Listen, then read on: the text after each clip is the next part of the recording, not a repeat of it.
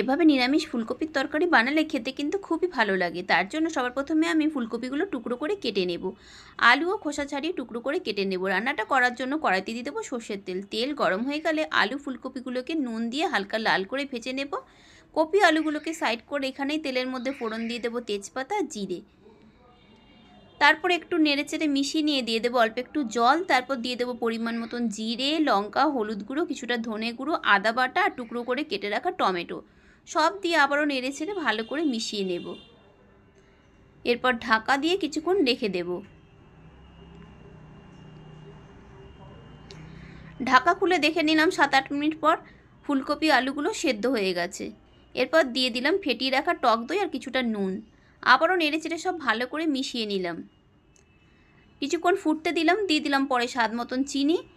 এরপর নামানোর আগে দিয়ে দেবো গরম মশলা পাউডার আর হাফ চামচ মতন ঘি।